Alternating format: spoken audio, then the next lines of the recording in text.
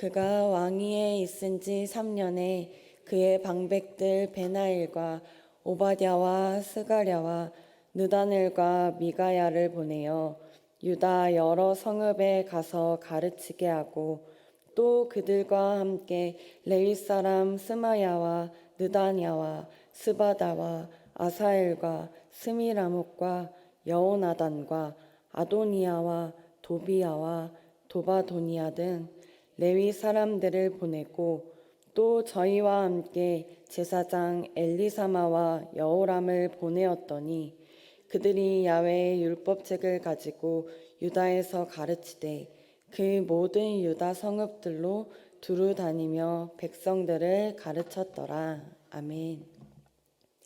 오늘 하나님께서 주신 말씀을 가지고 야훼의 율법책을 가지고 가르치되 라는 제목으로 함께 은혜 나누고자 합니다. 아기가 자랄 때 하나부터 10까지 부모님의 가르침 속에서 배우며 성장하죠. 걷는 법, 먹는 법, 말하는 법, 아주 사소한 것들, 작은 것들을 배우고 점점 성장하며 학교에서 학문도 배우고 사람들 속에서는 관계도 배우며 우리는 모두 이렇게 평생을 배움 속에서 살아가고 있습니다. 서당계 3년이면 풍어를 읊는다는 속담이 있습니다. 그만큼 어떠한 환경에서 무엇을 배우는지가 삶에 많은 영향을 끼치고 인생의 방향을 결정한다는 것을 알 수 있는 말이죠. 그렇다면 여러분, 혹시 신앙교육은 어떻게 배우고 어떻게 가르치고 계신가요? 인생의 방향성을 결정하는 가장 중요한 배움과 가르침은 단연 성경 속에 있을 것입니다. 신앙생활을 얼마나 했는지, 직분이 무엇인지가 중요한 것이 아니라 말씀을 제대로 배우고 잘 지켜 행하고 있는지가 중요한 것이죠. 하나님의 말씀이 아닌 자기 생각대로 살아가게 된다면 삶의 방향성을 잃어버리기 때문입니다. 하나님의 말씀을 배우고 지켜 행하며 가르치는 것은 너무나도 중요합니다. 이러한 본질을 잘 알고 가장 중요한 개혁을 했던 인물이 바로 오늘 말씀에 나오는 여호사밧입니다. 남유다의 4번째 왕인 여호사밧은 아사의 아들로 25년간 유다를 통치하고 전반적으로 하나님이 보시기에 정직히 행하며 히스기야와 요시야와 함께 유다의 3대 선왕으로 인정받은 사람입니다. 1절을 보면 여호사밧이 왕이 되어 스스로 강하게 하여 이스라엘을 방어했다고 기록되어 있는데 여기서 스스로 강하게 했다는 말은 하느님과 관계없이 자기 마음대로 행했다는 말이 아니라 하느님 앞에 신실함으로 믿음 위에서 강하게 했다는 것입니다. 당시 많은 사람들은 바알과 아세라를 섬겼지만 여호사밧은 오직 하나님만 의지하고 섬기며 그의 조상 다윗의 길을 행하고 하나님의 계명을 따라 살아갔기에 하나님께서 그와 함께 하시고 그 나라를 견고하게 하시고 부귀와 영광까지 더하시는 강성함과 번영의 복을 받았다고 기록되어 있습니다. 또한 전심으로 야훼의 길을 걸으며 아버지의 뒤를 이어 왕이 되고 나서 바로 산당과 우상을 제거하는 개혁을 실시하기도 했죠. 그런데 여러분, 여호사밧의 아버지의 아사는 남유다에 뿌리 깊게 존재하던 우상을 없애기 위해서 최선을 다했던 왕이었습니다. 아들 여호사밧 또한 왕이 되고 나서 아버지를 이어 계속해서 우상과 산당을 제거하려고 노력했지만 완전히 제하지는 못하는 모습을 볼 수 있습니다. 죄악의 뿌리가 완전히 없어지는 것이 쉬운 일이 아닌 것입니다. 우리가 신앙생활을 하면서 한 번도 흔들린 적이 없는 사람이 과연 있을까요? 그렇다면 우리는 왜 흔들리는 것일까요? 날마다 말씀 가운데 살아가려고 노력을 하고 우리의 삶 속에 만연한 죄악들을 끊어내려고 힘을 쓰지만 세상의 즐거움에, 유혹에, 시험에 흔들리고 넘어질 수밖에 없는 우리는 연약한 존재들입니다. 우리 안에 믿음이 있고 신앙이 있어도 보이는 것, 들리는 것, 경험하는 것들이 죄악의 환경 가운데 놓여 있다면 죄의 유혹에서 믿음을 지킬 만한 준비가 되어 있지 않는 이상은 결국 흔들리고 넘어지게 되는 것이죠. 죄악은 끊임없이 우리의 약점을 노리고 그 틈을 이용해서 계속해서 우리 안에 들어옵니다. 우리 안에 들어온 악의 습성은 떼어버리기 쉽지 않죠. 그렇기에 여호사밧은 더욱 힘써서 눈에 보이는 우상들과 산당들을 제거하며 백성의 마음이 우상에게서 떠나 하나님의 말씀으로 향하게 하려고 노력을 했던 것입니다. 그러나 산당과 우상을 제거하는 것은 한계가 있었습니다. 아무리 제거하려 한다 해도 백성들이 다시금 죄악으로 돌아가 이방신을 섬기는 것을 알게 된 여호사밧은 더욱 본질적이고 근본적인 문제를 해결하기 위해 산당을 제거하는 것을 넘어서 하나님의 말씀을 배우고 삶에 적용할 수 있도록 백성들에게 말씀을 가르치는 정책을 펼칩니다.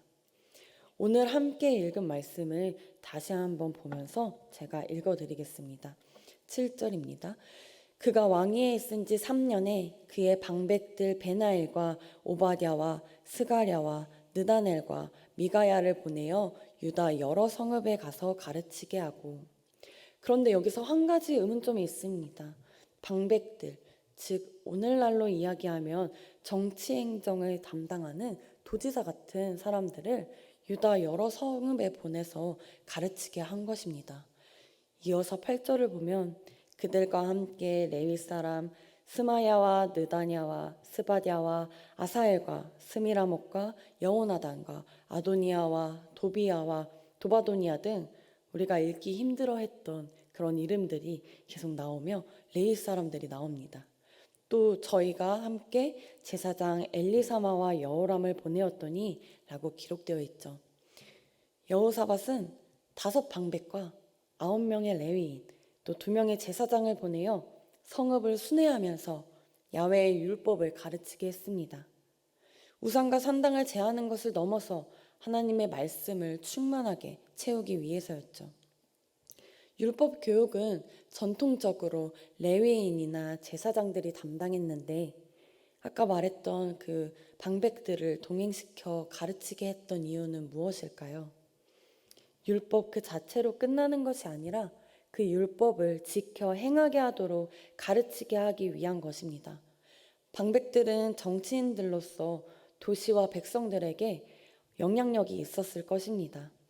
여호사밧은 이 율법 교육을 국가의 주요 정책으로 삼고 강력하고 영향력 있는 조직을 통해 모든 백성들에게 율법 교육을 철저히 시키며 남유다 모든 백성들이 율법 교육을 통해 하나님의 말씀을 듣고 알고 만나게 하며 하나님이 하나님 되심을 알게 하기 위해 가르치게 한 것입니다. 이렇게 여호사밧이 보낸 방백들과 레위인 제사장들은 야훼의 율법책을 가지고 유다 성읍들을 두루 다니며 백성들을 가르침으로 인해 여호사밧 왕이 야훼의 계명을 행하며 살았던 것처럼 백성들도 율법 교육을 통해 야훼의 계명대로 행하는 법을 배우게 됩니다. 결국 모든 성읍, 모든 백성들에게 말씀을 전파하고 가르치고 지켜 행하게 함으로써 나라의 질서를 세움과 동시에 하나님의 권위를 세우게 된 것입니다. 홍해를 지나서 광야에 들어갔을 때 하나님께서 가장 먼저 주신 것이 십계명, 바로 하나님의 말씀이었습니다.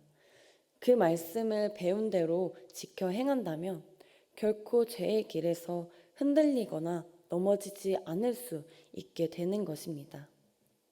이것이 바로 우리가 율법을 배워야 하는, 가르쳐야 하는 중요한 이유인 것이죠. 여호사밧은 자신이 우상을 숭배하지 않고 하나님의 율법에 순종하였으며 산당과 아세라 우상 등을 유다 내에서 제거하는 모습을 보여줌으로써 삶으로 가르쳤으며 이에서 그치지 않고 백성 모두에게 율법을 교육하였습니다. 결국 이러한 여호사밧의 개혁 조치는 남유다의 영적 부흥을 가져왔고 하나님의 축복을 받아 이스라엘이 남북으로 분열된 이후 최고의 전성기를 맞이하게 되게 하였습니다. 14절 이하에 보면 여호사밧 시대의 남유다의 군사 규모가 기록되어 있는데 무려 116만 명에 달하는 숫자에 있습니다. 다윗 시대에 온 이스라엘 군사의 수인 130만 명에 육박하는 수치로 여호사밧 시대의 남유다가 그만큼 강성하게 되었다는 것을 알려주고 있는 것이죠. 전심으로 야훼의 길을 걸으며 산당과 우상을 제거하고 모든 백성들에게 야훼의 율법책을 가지고 가르친 여호사밧에게 더욱 강대하여지는 복을 내려주신 것입니다. 여러분, 컵에 물을 넘치도록 따르지 않는 이상 물이 들어있는 나머지 빈 공간은 공기로 채워지게 되죠. 우리 안에 하나님의 말씀으로 넘치도록 채워져 있지 않는다면 그 나머지는 하나님이 아닌 다른 것으로 채워지게 되는 것입니다. 죄를 없애고 죄를 짓지 않으려는 노력도 중요하지만 우리 안에 말씀으로 오직 하나님 한 분만으로 가득 차 있어서 죄가 틈탈 곳이 없도록 하는 것이 더욱 효과적일 것입니다. 우리는 배우기에 아주 좋은 환경 속에서 신앙생활을 하고 있습니다. 매일 아침 전송되어 오는 또 유튜브에 들어가면 언제든 볼 수 있는 오늘도 말씀과 함께 다들 잘 듣고 계시죠? 이렇게 성경 전체를 처음부터 하나하나 세세하고 구체적으로 교회에서 배울 수 있다는 그 배움의 즐거움과 기쁨을 누리셔야 합니다. 신학교에서도 이렇게 배운 적이 없습니다. 오늘도 말씀과 함께를 들으시면서 성경 통독을 여러 번 했던 분들이라 할지라도 성경에 대해서 알지 못했던 것들을 새롭게 알게 될 때도 있고 알고 있던 내용이라고 생각했는데 그 내용들이 새롭게 다가올 때도 있으실 것입니다. 저번 주 목요일에는 시가서 세미나도 했었는데요. 말씀을 그냥 읽고 묵상하는 것보다 제대로 배우고 나서 깊이 있게 알고 나서 묵상하면 훨씬 더 많은 깨달음과 지혜를 얻을 수 있게 되죠. 말씀을 바로 알아야 하고 말씀을 바르게 가르쳐야 하는 이유입니다. 신앙은 저절로 자라나는 것이 아니죠. 끊임없는 가르침과 배움을 통해 그리스도의 장성한 분량에까지 서서히 이르게 되는 것입니다.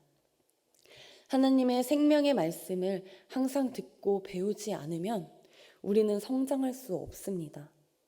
육체적인 노쇠와 연약함은 밖으로 드러나지만 영적인 노쇠와 연약함은 밖으로 드러나지 않기 때문에 더욱 심각성이 크게 됩니다. 신앙생활을 오래 한 사람일수록 많은 것을 알고 있다고 착각하며 갈급함이 없는 경우가 있습니다. 그러나 그 속을 들여다보면 어린아이 수준의 영적 상태에 머물고 있는 사람들이 종종 있죠. 우리는 배우는 일에 열심을 내어야 합니다.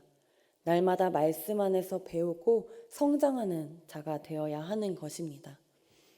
그래야 이제 막 신앙생활을 하게 된 사람들, 또 다음 세대들, 세상 속에서 방황하며 살아가는 잃어버린 영혼들에게 우리가 생명의 말씀을 가르치고 이끌어주며 믿음의 공동체를 든든히 세울 수 있게 되기 때문입니다. 요즘 뉴스나 인터넷 기사들을 보면 악하고 흉흉한 세상의 죄악들을 접하게 될 때가 너무나도 많습니다. 악이 만연한 이 시대 가운데에서 우리가 그리스도인으로서 살아갈 때에 우리 삶에 침투하는 죄성들, 우리 삶에 있는 상당과 우상들을 제거하려는 노력도 분명 필요하겠지만 세상의 조롱과 유혹에서 이겨낼 수 있는 더욱 확실한 방법은 단연 하나님의 말씀을 의지하며 배운 대로 실천하며 살아가는 것입니다. 말씀 가운데 굳건히 서 있으면 우리는 결코 흔들리거나 넘어지지 않을 것입니다. 간혹 흔들리고 넘어진다 하더라도 금방 다시 일어날 수 있을 것입니다. 우리가 이러한 삶을 살아가야 하는 것은 물론이고 또한 말씀을 제대로 알지 못하고 다시금 죄의 길로 돌아서는 안타까운 영혼들을 하나님의 마음으로 하나님의 시선으로 바라보며 진리의 말씀을 가르치는 삶을 살아가야 합니다. 처음에 제가 서당계 3년이면 풍어를 읊는다는 속담을 말씀드리면서 어떠한 환경에서 무엇을 배우는지가 삶에 많은 영향을 끼치고 인생의 방향성을 결정한다고 말씀드렸는데요. 이렇게 악한 세대 속에서 살아가는 우리 아이들, 우리 자녀들, 우리 손자, 손녀들이 보고 듣고 접하는 것은 무엇일까요?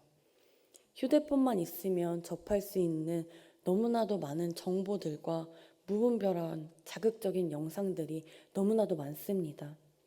그러한 것들 속에서 우리 아이들이 분별하며 살아갈 수 있도록 또한 가르쳐야 하는 것입니다. 과연 아이들을 제지하고 통제하는 것이 쉬울까요? 하나님의 말씀을 바르게 가르치며 그렇게 살아가도록 하는 것이 쉬울까요? 물론 결코 쉽지는 않겠지만 우리가 아이들의 모든 삶을 통제할 수는 없고 한계가 있기 때문에 하나님의 말씀을 보고 듣고 경험하게 하며 잘 가르치고 하나님께 맡겨드려야 하는 것입니다. 여러분은 무엇을 배우고 무엇을 가르치며 살아가고 계신가요? 우리가 먼저 말씀을 바르게 알고 삶으로 살아내며 야훼의 율법책을 가지고 세상 속을 두루 다니며 모든 사람들에게 생명의 말씀, 진리의 말씀을 가르치는 귀하고 복된 통로로 쓰임받는 저와 여러분 모두가 되시기를 소망하고 축복합니다. 기도드리시겠습니다. 하나님 아버지 감사합니다. 오늘도 말씀을 통해 우리에게 교훈을 주시고 그 말씀들을 깨달아 할 수 있는 성령의 지혜를 더해 주심을 감사드립니다. 오늘 들은 말씀, 오늘 주신 은혜로 오늘 하루를 잘 살아내길 소망합니다. 우리가 말씀을 들음에서 끝내지 않게 하시고 삶에 적용하여서 실천하며 살아갈 수 있도록 인도하여 주시옵소서. 하나님, 우리 안에 있는 죄악들, 산당과 우상들을 제거하게 하시고 다시는 죄의 길로 돌아가지 않도록 말씀을 바로 알고 삶 가운데 실천함으로 가르치며 살아가는 우리 모두가 되게 하여 주시옵소서.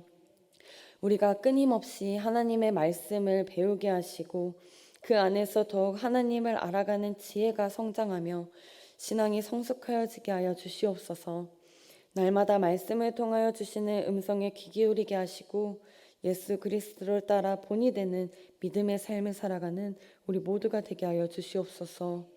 무엇보다 우리가 말씀의 반석 위에 믿음이 굳건하여져서 세상의 유혹과 시험에 흔들리지 않게 하시고 고난과 역경 가운데에서도 상황과 환경을 바라보는 것이 아니라 그 모든 것을 통하여 일하시는 선하신 하나님을 신뢰하며 감사함으로 살아가는 우리 모두가 되게 하여 주시옵소서. 세상의 즐거움과 돈과 명예가 아닌 오직 하나님의 진리의 말씀, 생명의 말씀을 세상 사람들에게, 다음 세대들에게 두루 가르치며 살아가는 우리 모두가 되게 하여 주시옵소서. 감사드리며 이 모든 말씀 예수 그리스도의 이름으로 기도드립니다. 아멘.